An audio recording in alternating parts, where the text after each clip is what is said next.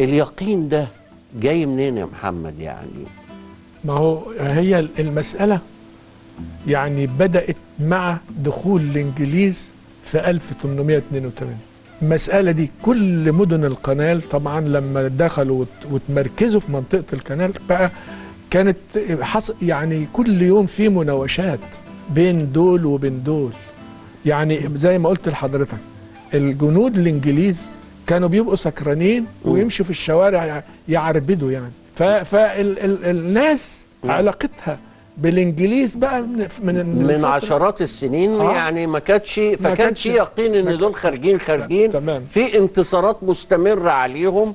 خرجوا في الجلاء في 54 هترجعوا تاني هنحاربكم تاني. صح. انهزموا بحكم السلاح وبحكم المقاومه الشعبيه وبحكم الموقف الدولي. تمام. والسياسه اتهزموا في العدوان الثلاثي في 56. فمن هنا جاء اليقين. لما حصل 67 كان هناك يقين بانهم ماشيين يعني انا طبعا عايز اقول لحضرتك ان في حوادث تم ذكرها كتير جدا يعني